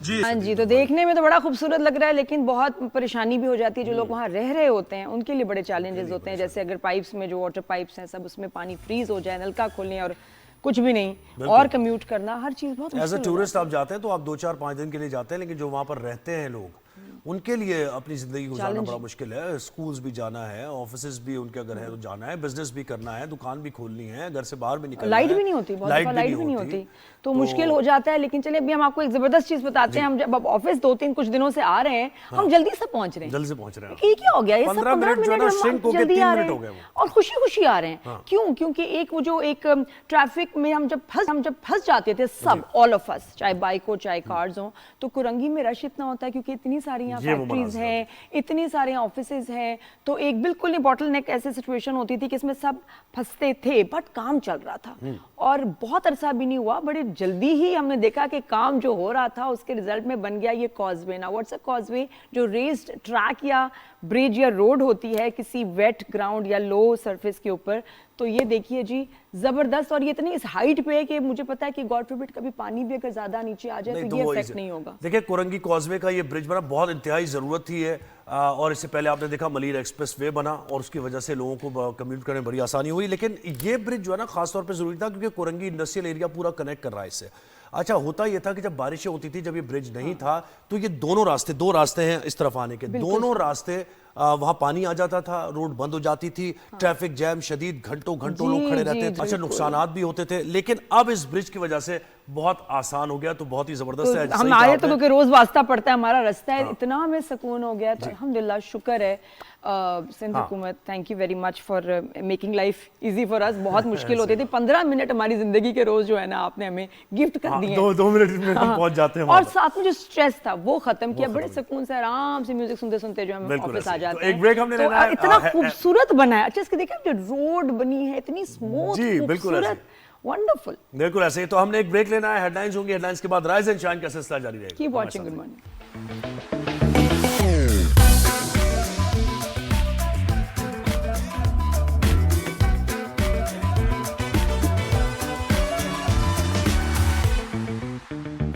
जी, welcome back after the break. Good morning everyone. Rise and shine में अब हम बात करेंगे थोड़ी सी खेल कूद। तो सीजन आ गया भाई, क्रिकेट का सीजन। बिल्कुल ऐसे, क्रिकेट की हम बात करेंगे और क्रिकेट में 2-3-4 इश्यूज ऐसे जो कि बर्निंग इश्यूज हैं। एक बांग्लादेश का आईसीसी और ये वर्ल्ड कप ना खेलना और जिस तरीके से उनको बाहर किया, बीसीसीआई ने बाहर किया, ये वाज़ेह तौर पर है। अच्छा, अभी रिपोर्ट हुआ एक जर्नलिस्ट है, इंडियन जर्नलिस्ट है और बड़ी सीनियर जर्नलिस्ट है, शारदा आकरा नाम है उनका। वो ये कह रही हैं, उन्होंने कहा कि ये जो आईसीसी का ऑफिस है ना, ये बीसीसीआई का दुबई का ऑफिस बन चुका है। अरे वाह, ठीक है, उन्होंने क्लियर कर दिया कि आईसीसी नहीं है, ये बीसीसीआई डिक्टेट कर रहा है सारी चीजें। फिर उन्होंने कहा कि बांग्लादेश को जिस भौंडे अंदाज में निकाला है अपने इस इवेंट से, बड़े इवेंट से, मेगा इवेंट से, और उसको जो बेस बनाया, मुस्तफिजुर रहमान जो उनके प्लेयर थे उनको आईपीएल से निकाला, उसने कहा ये प्योरली शेयरली सियासी मामला था। बेशक सियासी बुनियादों पर विक्टिमाइज किया गया, इतना तंग किया होगा और कि उन्होंने कहा होगा कि हम क्यों खेलें भाई। ये शारदा कह रही है, शारदा कह रही है। और फिर उन्होंने कहा कि ये जो पाकिस्तानी टीम से हैंडशेक नहीं किया था, उन्होंने कहा ये अभी तक नहीं बताया हमें कि ये किसके कहने पर भारतीय टीम को किसने ये डायरेक्शंस दी थी कि आपने हैंडशेक नहीं करना। तो वो टोटली जो है ना इस मामले को ये कह रही है कि अब आईसीसी की कोई साख नहीं है, आईसीसी सिर्फ बीसीसीआई का कोई सब्सिडरी इदारा बन चुका है। और जो क्योंकि देखिए इंडियन मीडिया तो अब झूठी रिपोर्ट कर रहा है, गलत वीडियोस, गलत पिक्चर्स, गलत जो है एक नैरेटिव, उसमें ये बड़ी बिल्कुल जर्नलिस्ट है जिन्होंने खुद कहा है और ये बताया, एक्सपोज किया है अपने ही जो है बीसीसीआई और ये आईसीसी के मामलात को। बिल्कुल ऐसे ही। अच्छा, आज पाकिस्तान ऑस्ट्रेलिया का पहला T20 होने जा रहा है वर्ल्ड कप की तैयारियों के लिए। वर्ल्ड कप भी बस आने वाला है, कुछ ही दिनों का वक्त है अभी, तो इस पर हम बात करेंगे और 2-3 चीजों पर हमने बात करनी है। Senior sports journalist Shahid Hashmi ने हमें ज्वाइन किया। शाहिद भाई अस्सलाम वालेकुम, गुड मॉर्निंग, कैसे हैं आप? वालेकुम अस्सलाम, अल्हम्दुलिल्लाह। जी शाहिद भाई, कोई अंदर की खबर कि क्या पाकिस्तान बायकॉट कर रहा है या खेलेगा वर्ल्ड कप? नहीं, पाकिस्तान मुझे नहीं लगता बायकॉट करेगा, इसलिए कि इसके फाइनेंशियल असरात होंगे पाकिस्तान के ऊपर। हर मेंबर बोर्ड जो 12 ममालिक टेस्ट क्रिकेट खेलते हैं, वो एक 4 साल में एक मेंबर्स पार्टिसिपेशन एग्रीमेंट साइन करते हैं, जिसकी रूह से उन्हें सारे मैचेस और सारे टूर्नामेंट में हिस्सा लेना होता है। हाँ, एक ही क्लॉज है उसकी जिसके तहत 2.4 के, जिसके तहत आप गवर्नमेंट इंटरफेरेंस पे, गवर्नमेंट के रोकने पर आप नहीं खेल सकते कोई भी टूर्नामेंट, और उसमें आपको $2 मिलियन का जो फाइन होता है वो फाइन नहीं होगा। लेकिन हमारी गवर्नमेंट क्या ये कहेगी कि हमें श्रीलंका में खेलने पे एतराज है या हमें श्रीलंका में खेलने में सिक्योरिटी खदशात हैं? जो कि नहीं है। हम ऑलरेडी न्यूट्रल वेन्यू पर खेल रहे हैं, तो हमने अच्छा खासा झटका दे दिया, अच्छी खासी सनसनी फैला दी। मोहसिन नकवी साहब ने अच्छे खासे दांत खट्टे कर दिए सामने वालों के। तो यहाँ तक बहुत है, थोड़ा बहुत एहतजाज करें, ब्लैक आर्म बैंड्स बांध कर खेल सकते हैं कि एक मेंबर मुल्क के साथ इम्तियाजी सलूक किया गया, जो कि बांग्लादेश है, हमारा ब्रदर हमसाया इस्लामी मुल्क भी है, उसके साथ ज्यादती की गई है। नहीं शाहिद भाई, एक चीज और देखिए, ये तो आप सही कह रहे हैं कि प्रेशर टैक्टिक के तौर पे हमने इस्तेमाल किया, बिल्कुल सही। लेकिन हमारे यहाँ जर्नलिस्ट ये भी कह रहे हैं, नुमान भाई कल हमारे साथ थे, नुमान न्याज भाई, और वो ये कहते हैं कि नहीं नहीं ऐसा नहीं है, प्रेशर टैक्टिक नहीं, इट्स नाउ और नेवर वाली बात है अब, कि हम अभी अपनी टर्म्स जो हमारी हैं या हमारे साथ जो ज्यादती हो रही है, अभी हम ये सारे मसले सॉर्ट आउट करा लें ताकि आने वाले वक्त के लिए पाकिस्तान के मामलात बेहतर हो जाएं, तो उनके मुताबिक हमें नहीं खेलना चाहिए या फिर अपनी टर्म्स डिक्टेट करनी चाहिए। डॉक्टर नियाज हमारा बहुत अच्छा दोस्त है, नियाजमंद है हमारा, लेकिन अगर कोई मरीज उसके पास आए तो जज्बाती तौर पर टैकल नहीं करेगा, उसको सेंसिबली टैकल करेगा। वो डॉक्टर है और लीवर स्पेशलिस्ट है, तो लोगों को बड़ा सेंसिबली टैकल करेगा। एक जज्बाती पहलू है, एक बहुत ही अक्लमंदाना पहलू है। अक्लमंदाना पहलू ये कि आपने अपना रजिस्टर कर दिया एहतजाज, आपने अपना वोट दिया, बांग्लादेश के पलड़े में डाला, ऑल्दो वो पलड़ा बहुत ही ऊपर रहा दूसरे हिसाब से, और वो बाकी मेंबर्स का इतना भारी वेट था कि आईसीसी मजबूर हो गया वो डिसीजन देने पर बांग्लादेश के खिलाफ। तो जज्बाती फैसला तो यही होगा कि आप ना जाएं, अपनी टीम का नुकसान कर लें, अपनी क्रिकेट का नुकसान कर लें, $2 मिलियन फाइन में दे दें, आइसोलेट हो जाएं, ब्रॉडकास्टर आपके खिलाफ कोर्ट में चला जाए, इसलिए कि 2023 के बाद जो मेंबर पार्टिसिपेशन एग्रीमेंट है उसमें ब्रॉडकास्टर का भी बड़ा रोल है, और ब्रॉडकास्टर ये कहेगा कि आपने उसके ऊपर साइन किए में हमें तो $500 मिलियन का लॉस हो गया। वो भेजेगा नोटिस आईसीसी को, और आईसीसी सीधा वो भेज देगा लाहौर कदाफी स्टेडियम में कि जी लाइए ये पैसे भुगतिए। तो अकलमंदाना डिसीजन यही होगा कि जाएं खेलने, अपनी टीम को खिलाएं, इंडिया को हराएं, वर्ल्ड कप जीते। जिस तरह उन्होंने हमारी चैंपियंस ट्रॉफी की पार्टी, हमारी चैंपियंस ट्रॉफी का जश्न खराब किया था दुबई में खेलकर और उसे जीतकर, हम भी इसे श्रीलंका में खेलें, हम भी फाइनल खेलें, जीतें और उनकी पार्टी खराब करें। ये दुरुस्त और अच्छा प्लान तो अच्छा है, प्लान तो अच्छा है। लेकिन ये इंडियन जर्नलिस्ट भी जो कह रही हैं, मैंने बताया कि बीसीसीआई का कोई ज़ेली इदारा बन चुका है आईसीसी, तो शायद भाई खेल के लिए तो वैसे अच्छा नहीं है। आने वाले वक्त के लिए जो नुमान भाई का है और जो मौके में वो यही है ना कि आने वाले वक्त में मजीद ज्यादा, और अभी पता नहीं इस वर्ल्ड कप में कितना ड्रामा करना है इन्होंने, इंडिया ने। बिल्कुल आने वाले वक्त के लिए अच्छा नहीं है। शारदा उग्रा बहुत ही अच्छी जर्नलिस्ट है, साउथ एशिया की अगर बेस्ट जर्नलिस्ट उसे कहा जाए, स्पोर्ट्स की जर्नलिस्ट, और उसको अवार्ड भी मिल चुके हैं कई। और वो जिस तरह उसने खड़े होकर अपना मौक़िफ़ बयान किया, उसको इतनी ट्रोलिंग हो रही है, लेकिन वो किसी से नहीं डरती, वो उसी तरह से अपनी आवाज़ उठाती रहेगी जिस तरह उसने उठाई है पहले भी, और वो पूरी दुनिया में मशहूर है, तो उसको कोई फ़र्क नहीं पड़ता। उसने बिल्कुल दुरुस्त बात कही कि आईसीसी जो है वो बीसीसीआई की एक शाख बनता जा रहा है और दुबई का उसका सब ऑफिस है बीसीसीआई का। इस तरह नहीं होना चाहिए। इंडियंस पहले भी आईसीसी को रूल कर चुके हैं। जगमोहन डालमिया ने पूरी दुनिया को, पूरे एशियन ब्लॉक को यूनाइट किया। एक टेलीफोन लाइन कोलकाता में रखकर वो पूरी दुनिया को हिला देते थे। शरद पवार आईसीसी के सदर बने, उन्होंने भी पूरे मुल्कों को मुत्तहिद करके रखा।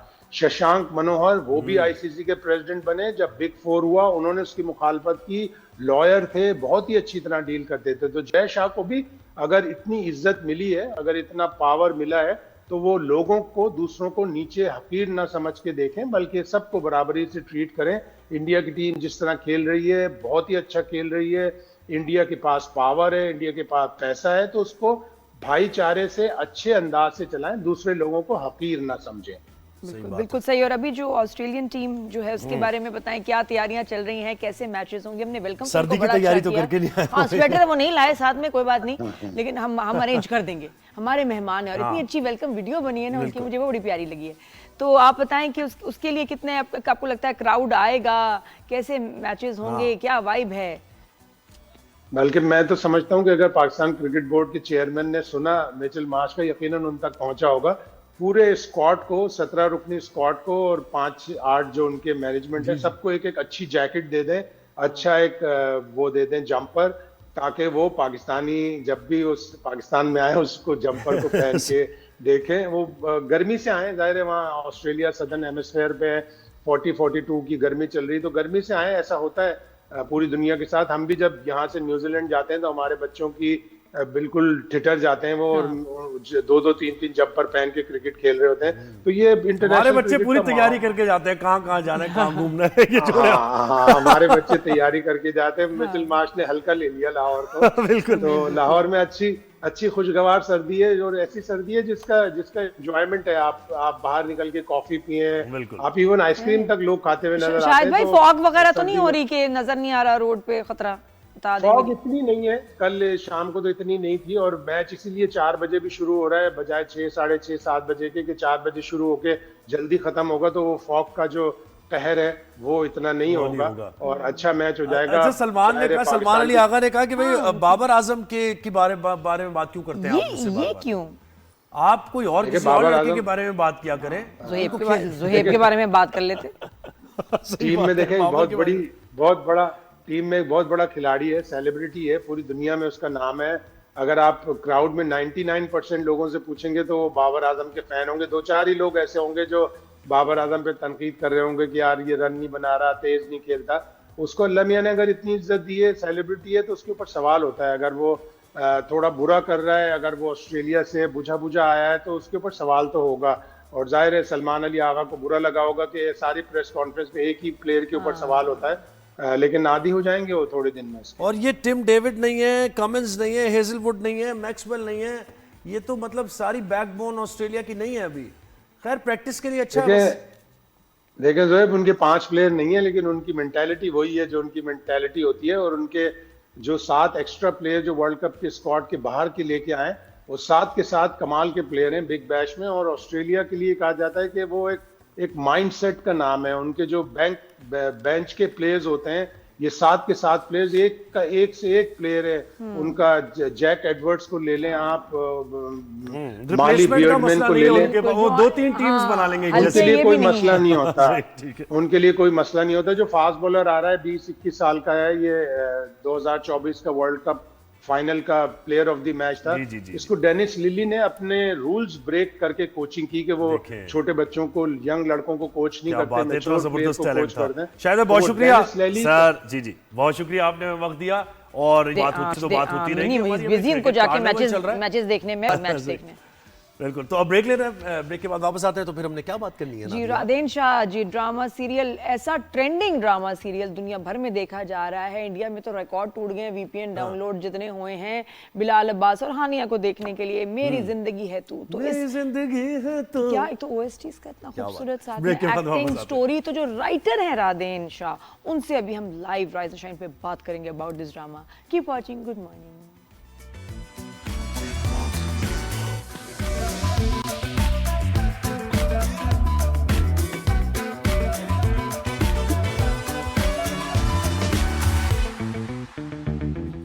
Back after the break. और जब ड्रामा इंडस्ट्री की बात हो तो आपको पता है मैं कितनी जज्बाती हो जाती हूँ, खुश हो जाती हूँ। हमारे ड्रामास जब अच्छा परफॉर्म करते हैं बहुत खुशी होती है, और जब वो ट्रेंडिंग में चले जाते हैं तब तो मतलब खुशी की इंतहा ही नहीं होती। आई फील बॉर्डर पार चले जाते हैं ट्रेंडिंग में, बॉर्डर पार। इंडिया में ऐसा ही हो रहा है, हर घर में कहानी पहुंची हुई है और हर घर में लोग जो है वो अपने जय को भी कह रहे हैं, आसिफ तुम आ जाओ मेरे पास। नहीं कामयार हर इंडिया में बंदी को जो है वो कामयार ही हर तरफ नजर आ रहा है। वीडियोस बना रही हैं, फैंटेसाइज कर रही हैं कि बस ये जो कामयार है ना हमारा हीरो है। तो इतना क्रेज इस ड्रामे का। मेरी जिंदगी है तू, आई वॉज नॉट एक्सपेक्टिंग जब ये स्टार्ट हुआ। लेकिन ये कि हानिया और बिलाल के क्रेज ने उफ ऐसा जो है ना, बस पागल वाला जादू जो है क्रिएट कर दिया। Every episode but not like this. मतलब प्रीवियस मैंने ऐसे नंबर्स ही नहीं देखिए। 12 million in one day trending, इसकी वीडियोस शेयर हो रही है। और ये बिलाल के ऊपर तो पागल ही हो गई खवातीन, प्लीज। ये जरा थोड़ा सा रिलैक्स। ड्रामा लिखा किसने है वो हमारे साथ है, क्योंकि खास बात तो ये ना कि राइटर कैसा है और राइटर कैसे सीन। बहुत अच्छी लाइन, बड़ी जबरदस्त है। दिल करता है जब तुम्हें देखता हूँ तुम्हारा गला दबा दूं, लेकिन तुम्हारे बगैर जिंदा रह भी नहीं सकता। आए हाय राधेन, क्या कर रहे हो इस ड्रामे में? तो क्यों आग लगा रहे हो इतने सबके जज्बात को? Good morning. वालेकुम सलाम, गुड मॉर्निंग टू यू। ज्यादा नहीं हो गया? इतनी खौफनाक जबरदस्त lines. Thank you for appreciating, है ना। और ये जो खास तौर पे पिछले एपिसोड्स में जो कामयाब थी उसको सुनाई है ना, और वो जो गिल्ट अब उसमें आया है आयरा में, और आयरा ने कहा है कि बस मैं तुमसे ताल्लुक बनाने के लिए सारे ताल्लुक तोड़ दूंगी। ये कहाँ से आइडियाज आ रहे हैं? कहाँ से ये लाइनें इतनी जबरदस्त? आइडियाज तो स्टोरी के साथ आते रहे, जैसे कहानी चलती गई, प्रोग्रेस होती रही, तो उसके बाद फिर जो कामयार का कैरेक्टर था, आपने देखा होगा कैसे उसकी पूरी एक चेंज आई है ड्रामा में उसके कैरेक्टर में, एंड कहाँ से शुरू हुआ था और कहाँ आकर and up bad boy good boy बना, फिर बैड बॉय बन गया, फिर बैड बॉय बन गया। बिकॉज बैड बॉय बना इसके लिए कि जो उसने सब कुछ किया, जिसके लिए किया, उसने ट्रस्ट नहीं किया उसके ऊपर। बात तो है। तो फाइनली बिल्कुल मुआशरे की कहानी।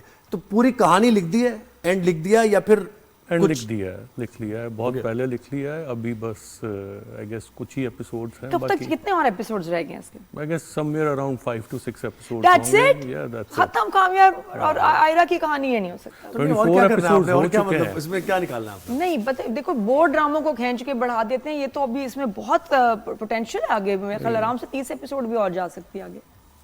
नहीं फिर बोर हो जाएंगे, आप लोग ही बोर हो अच्छा जाएंगे, मुझे कहेंगे पता chewing gum कर दिया एज अ ड्रामा को। व्यूअर मैंने देखा वो जो सारा खुल गया ना मामला कि भाई ये कॉन्स्पिरेसी थी, साजिश थी, उस लड़की को इस्तेमाल किया गया, लड़की को भी पता चल गया। मुझे लग रहा था कि वो क्लाइमैक्स आके बस वो ठीक है खत्म हो गया, हैप्पी एंडिंग हो गई। वहां से ये स्टोरी फिर आगे बढ़ी तो जरा सा कहीं ना कहीं लिंगर ऑन किया, स्ट्रेच किया उसको, ओवर स्ट्रेच किया, माफ नहीं किया मुझे लगा वैसे। नहीं देखें, होता क्या है कि आप 6, 7, 8 एपिसोड इसी बात पर खींच लेते हो कि ये सब कुछ हुआ, अब जब तक ये खुलेगा ना उसमें आप 6, 7 एपिसोड खींच लेते हो। मैं खुद बोर होने लगता हूँ तो मुझे लगता है कि व्यूअर भी बोर होता है। तो जिस एपिसोड में ये हुआ है राइट उसके 2 एपिसोड के बाद सारी बात खुल गई है, बिल्कुल तभी आपका व्यूअर जो है ना वो आपके साथ सिंसियर रहता है, एंगेज रहता है, लिंगर ऑन नहीं किया तो जा रहा है। लेकिन खुलने के बाद क्या रह गया, बस खुल गई बहुत कुछ रह गया ना, वो तो आपको ड्रामा देखना पड़ेगा। हाँ देख रहे हैं, मुझे लगता है शादी होगी और ये बड़ा जुल्म करेगा इसके साथ, इसको टॉर्चर करेगा। अच्छा ये बताएं, जब आप लिख रहे थे ड्रामा तो जहन में बिलाल था, दानिश तैमूर भी हो सकता था, कैसी तेरी खूबसूरत जी फेम आपका ही ड्रामा, या खुशहाल, कौन था जहन में? यही था शुरू से बिलाल? Someone like Bilal. वो कौन है? मतलब वो तो हम भी ढूंढ रहे देखे हैं ना, अब तो कोई नहीं है, बट जब हम लिख रहे थे और मैंने कहा तो पता होगा कि समवन लाइक बिलाल तो पूरी दुनिया ढूंढ रही है, कोई नहीं मिल रहा। अब तो नहीं है, जैसा उसने परफॉर्म किया है, जितना उसने एफर्ट डाला है। लेकिन क्या सोच रहे थे, क्या कैसा जहन में आता था कि ये ऐसा ही आता था। मतलब देखे ना, आप जब लिख रहे होते हैं तब आप किसी को इमेजिन नहीं करते हो, आप एक पर्सनालिटी तो बनाते हो कि ऐसा होगा, टॉल होगा, हैंडसम होगा, चलेगा तो उसको सब मुड़कर देखेंगे, स्केच बना लेते हैं, लेकिन ये स्केच होता है बट उसकी शक्ल नहीं होती है आपके पास। हानिया भी नहीं थी जहन में? नहीं, हानिया भी नहीं थी। और जब पता चला कि ये कास्ट होगी, मुसद्दिक ने बताया नहीं पता चला या आपने रिकमेंड किया? नहीं, रिकमेंड तो हम करते हैं बट ऐसे नहीं है ना कि आपको सब कुछ मिल जाए। अच्छा क्या हर बार रिकमेंड तो किया नहीं। था? होता ना इनिशियली जहन में और भी ऑप्शंस होंगी, वो क्या थी ऑप्शंस? देखिए हम जब 14-15 एपिसोड पर पहुंचे तो नदीम बेग वो सिग्मा में होते हैं, उनको उनकी एक होता है ना वैलिडिटी कि ये जो है स्क्रिप्ट ये बहुत अच्छा है और बेस्ट कास्ट होनी चाहिए। क्या ऑप्शंस थी उस जमाने में, उस टाइम पे? उस जमाने में क्या ऑप्शंस थे? कुछ और ऑप्शंस थे उनके पास, बट फाइनली जैसे बताए ना राधेन, और क्या लग रहा था कि फिट नहीं, बट फिर भी 2-3 जो होते हैं कि ज़ाहिर है उसके ना कंटेम्परेरीज हैं, सबकी डेट्स देखनी, फिर ये देखना ज्यादा सूट करेगा, लेकिन 3-4 ऑप्शंस तो होंगी ना, बताएं। 3-4 ऑप्शंस थे बट मुझे उनके नाम नहीं पता है। सीरियसली मैं किसी का नाम ले लूं और कहूं कि ये था। अच्छा हीरो के लिए बताओ कि बिलाल के लिए कोई ऑप्शन और थी? हीरो के लिए मैंने 3-4 नाम सजेस्ट तो किए थे, फॉर सपोज नहीं फहद मुस्तफ़ा नहीं थे, बिकॉज मुझे लगता था कि बिलाल हो जाए या आपके पास समवन लाइक अहद हो जाए या आपके पास समवन लाइक खुशहाल टाइप, इस एज ग्रुप में कोई बंदा हो जाए तो ये उसका कैरेक्टर है। But finally they got Bilal and I guess कि उसमें बहुत बड़ा क्रेडिट जो है वो नदीम बेग को जाता है, जिन्होंने उसको कन्विंस किया और फिर उसको लेकर आए। Are you happy with the direction? कोई सीन जो आपको लगा हो? आजकल हम देख रहे हैं कुछ राइटर्स बोल रहे होते हैं, जंजील हो गई या रिदा बिलाल के जी जिस तरह मैंने लिखा था ये तो वो कैरेक्टर्स नहीं है, ये तो वो सीन वैसे नहीं चल रहा है। Were you at any stage हो भी जाता है कि नहीं मैंने तो ऐसे सोचा था लेकिन आपने जिस तरह बनाया ये वैसा नहीं बन रहा? एक फर्स्ट ऑफ ऑल मुसद्दिक ने बहुत अच्छा डायरेक्ट किया। ऐसा बहुत बार होता है कि ऑन शूट कॉल कर लेता है, हम बात कर लेते हैं, कोई सीन जैसे मैंने उसकी लुक एंड फील स्क्रिप्ट में बनाई थी वैसा वो अभी नहीं हो रहा है करंटली, तो वो मुझे बता देता है, हम बैठकर डिस्कस कर लेते हैं, देन उसको चेंज कर लेते हैं, लाइंस चेंज कर लेते हैं, सीन चेंज कर लेते हैं। और obviously he is the captain of the ship, अगर उसको ये लिबर्टी हासिल है कि वो किसी सीन को किसी और तरीके से करना चाहे तो हाँ होता है, क्यों नहीं होता? यू डोंट माइंड के? नहीं, आई डोंट माइंड। एक चीज अगर अच्छी हो मेरा रही स्क्रिप्ट है खलीलुर रहमान कमर है ना, जैसे कि एक लाइन भी, एक जुमला भी, कोई एक लफ्ज भी नहीं बदल सकता। आपका सीन में अगर जुमले ऐड हो जाएं या कुछ बदल दिया जाए, यू डोंट माइंड? देखें, जुमले ऐड होना वो आपसे डायरेक्टर कंसल्ट करता है, बात करता है। एक अच्छा ड्रामा तभी बनता है जब टीम एफर्ट हो, सब एक दूसरे से बात कर रहे हो। आपने स्क्रिप्ट लेकर दे दिया और उसके बाद डायरेक्टर की मर्जी वो जो चाहे करता रहे या प्रोड्यूसर साइड पर हो गया, ऐसा नहीं होता। कुछ बदला भी है वो रखना है ना, और कुछ बदलते भी हैं आप चीजें। जैसे जब शूट शुरू होती है कि चलो इसको ऐसे नहीं ऐसे थोड़ा सा कैरेक्टर, कोई ऐसे कैरेक्टर बदला था कि यार ये ऐसे नहीं, इसको थोड़ा सा ऐसे कर लेते हैं या सिचुएशंस को। मुसद्दिक ने एज सच कुछ चेंज इतना ज्यादा नहीं किया है। बहुत सारी चीजें ऐसी थी, जैसे आपने वो 13-14 मिनट वाला सीन देखा होगा जो उसका बिल्कुल, जो squash court, I was going to talk about that कि स्क्वॉश कोर्ट में इतना लंबा सीन मैंने नहीं देखा, इतना इंटरेस्टिंग सीन, क्या उसमें एक्टर्स ने लाइंस ऐड ऑन की, मुसद्दिक ने भी बोला, वो इतना लंबा सीन कैसे बना, उसमें क्या चेंजेस? उससे 2 दिन पहले मुसद्दिक ने मुझे कॉल की थी एंड उसने मुझसे वो सीन चेंज करवाया था कि मैं अब इसमें बिलाल की तरफ से ये लाइंस चाहता हूँ, हानिया की तरफ से ये लाइंस चाहता हूँ, ये जो सारा ड्रामा अब जहाँ पर आकर खड़ा हुआ है, अगर इसमें ये चीज़ें इस टाइप की कोई बात हो जाए तो ये ज़्यादा इन्हांस करता है। एंड देन उसको दोबारा लिखा और दोबारा मुसद्दिक को दिया एंड उसके बाद उसने अपना उसमें सारा ट्रीटमेंट डाला, एक्टर्स ने अपना डाला एंड देन एक्टर्स भी कहते हैं कि मेरी ये लाइन जरा कमजोर है, नहीं इतना नहीं कहते हैं, नहीं कहते हैं। इंस्पिरेशन कहीं से ली थी इस स्टोरी की, कोई कैरेक्टर देखा था? क्योंकि इससे पहले इश्क मुर्शिद भी सिमिलर नहीं कह सकते, कहीं ना कहीं अगर एक पॉलिटिशियन, एक पैसे वाला लड़का और उसकी एक कजन भी है बिल्कुल इसी तरह का, है ना, ऐसे ही। तो वो कहीं से लिया आपने इंस्पिरेशन या नहीं?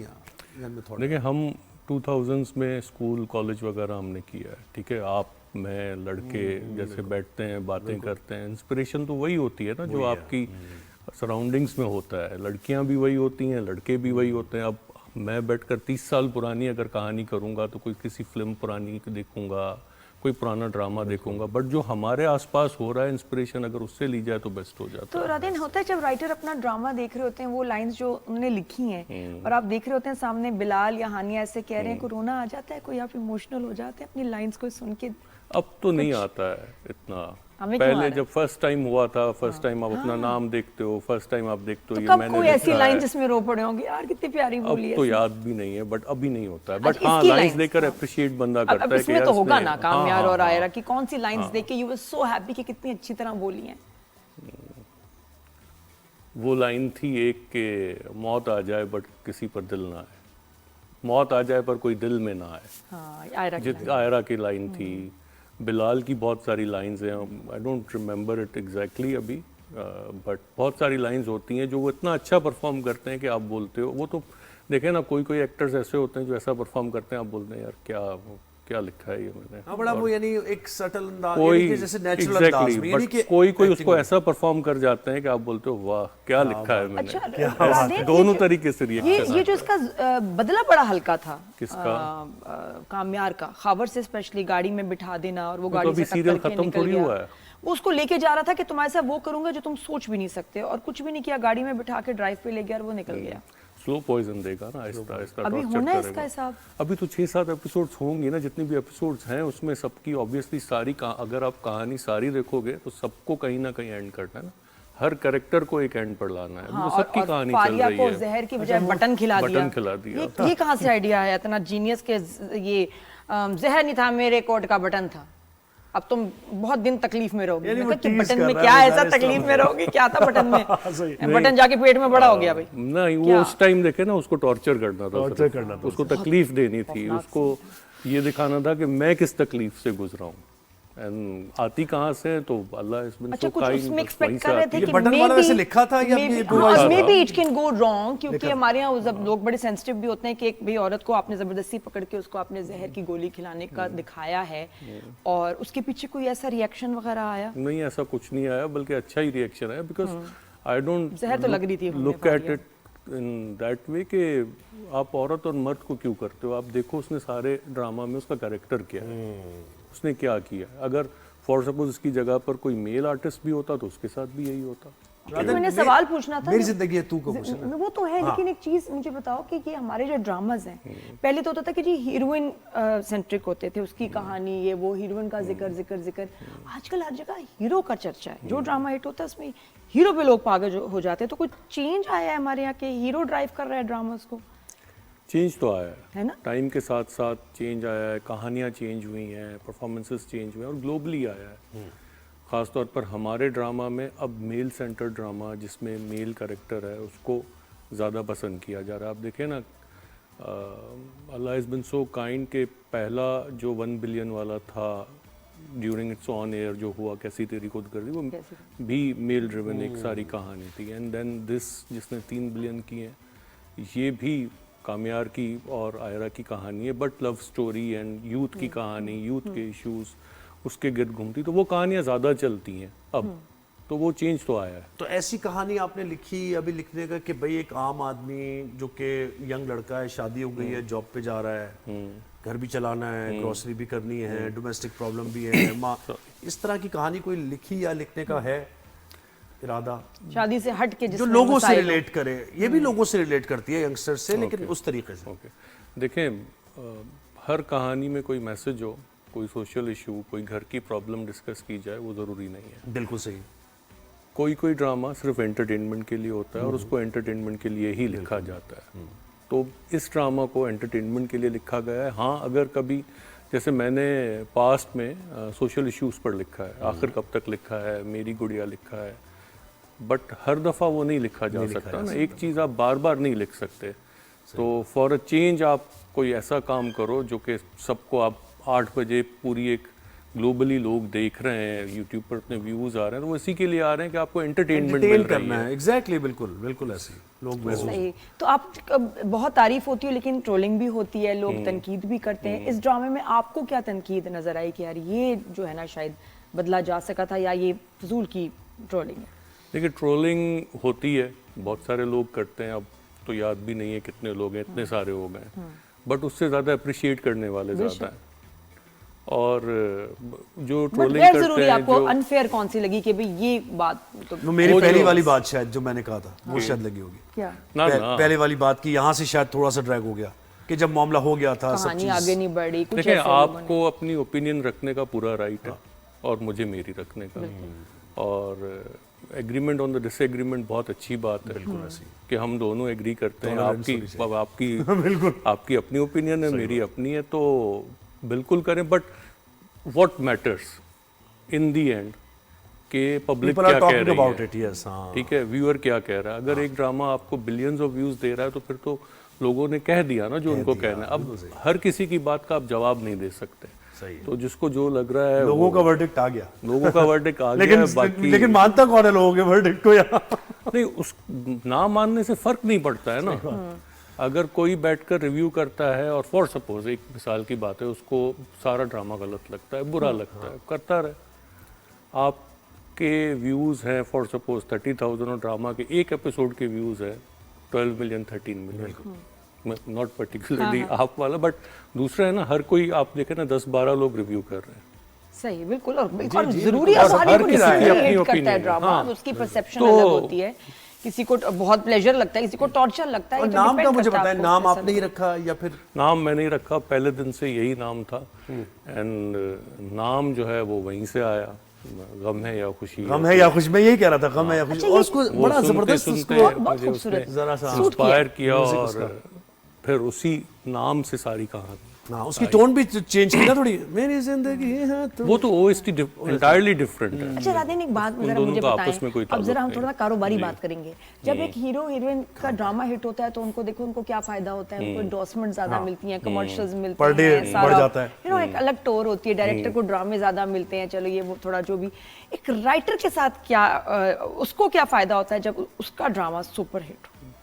उसको भी यही सब कुछ मिलता है, वो अपने पैसे बढ़ा देगा, एपिसोड वाइज आपकी मार्केट वैल्यू बढ़ जाती है, टाइम नहीं होता है आपके पास, तो सब फ्लरिश करते हैं, कोई एक बंदा उससे इफेक्ट नहीं होता है, सबका फायदा होता है। अब अच्छा काम करोगे सारी टीम का फायदा होता है। और राइटर्स को पैसे मिलते हैं, सही, उनकी जितनी मेहनत होती है। हाँ, अप्रॉक्सिमेटली क्या विंडो है वैसे, कोई क्या ब्रैकेट में आता है वैसे? हाँ, किस ब्रैकेट में आता है वैसे राइटर्स? मतलब स्टार्टिंग से बेस्ट किस ब्रैकेट में राइटर्स का पर एपिसोड पैसे चार्ज करते हैं वो? आई डोंट नो, अब देखें किसी के पैसे मैंने तो नहीं पूछे नहीं, स्टार्टिंग अगर कोई अपने करियर में अभी शुरू करता है, लेता होगा, 1 लाख लेता होगा, लाइक लोगों को पता चले कि आप इस फील्ड में 50,000 से लेके 2-3 लाख भी एक एपिसोड के बना सकते हैं। यानी 50,000 तो बेस है एक एपिसोड। नहीं, ऐसे नहीं हो सकता। कोई 1 लाख से शुरू करे, कोई कहीं से शुरू करे, किसी का कुछ डिपेंड करता है ना कि कितना it is a very well paying job. कहने की बात ये कि ये वेल पेइंग प्रोफेशन है। पहले तो ये होता था ना कि अच्छा राइटर बनोगे तो कमाओगे कहाँ से, किताबें लिखोगे, छपेंगी कैसे, पढ़ेगा कौन। अब ड्रामों में लेकिन आप देखें कि वहां के भी लोगों के पास डाउट थे, अब ऐसा नहीं। और अभी ये भी है ना कि आप अपनी तहरीर लेके कहाँ जाए, ये भी लोगों के पास बड़े अच्छे ड्रामे लिखे हैं लोगों ने, लेकिन उन्हें पता नहीं चल रहा कि वेन्यू क्या है, कहाँ जाऊँ मैं, कहाँ जाके दिखाऊँ। देखिए, अच्छा लिखेंगे ना तो वो आ ही जाएगा। ऐसा नहीं हो सकता जो आपकी यहाँ पर इतने सारे प्रोडक्शन हाउसेज हैं, आप सबको कहा, हर किसी को बिजनेस करना है, हर किसी को अच्छा ड्रामा ही बनाना है ना, कोई बुरा ड्रामा तो बनाना नहीं चाहता है। तो किसी को अगर अच्छा स्क्रिप्ट आप पिच करते हो तो डेफिनेटली आपका वो हो जाता है, बनता है वो। क्या अभी आगे बता दे क्या हो रहा है। मेरी जिंदगी है तू में आगे आयरा और कामयार की शादी हो जाएगी और जुल्म होगा और टॉर्चर होगा और उसके बाद फिर ठीक हो जाएंगे। टॉर्चर तो नहीं हो रहा है कहीं भी, मेंटल टॉर्चर तो है इसको। किसको? आयरा को टेंशन तो ये मेंटल देगा भाई। जैसे कोई बात नहीं छुपा रहा होता, ऐसे एक्सप्रेशन है इस वक्त। अजियत तो देनी है भाई, ऐसे नहीं छोड़ेगा ये। नहीं अजियत नहीं होगी, मुझे नहीं लगता अजियत होगी, हैप्पी एंडिंग इसकी होगी, एंटरटेनमेंट होगा, एंटरटेनमेंट ज्यादा ना। बहुत शुक्रिया आपने वक्त दिया हमें। Thank you so much for thank you so much for giving us मेरी जिंदगी है तू, इतना जबरदस्त सीरियल, बड़ा मजेदार। तो क्लोजिंग का वक्त हो गया है, अपना फीडबैक देते रहिएगा। नादिया और ज़ोएब को दीजिए इजाजत, कल आपसे इंशाल्लाह मुलाकात होगी, अपना ख्याल रखिए, अल्लाह हाफ़िज़।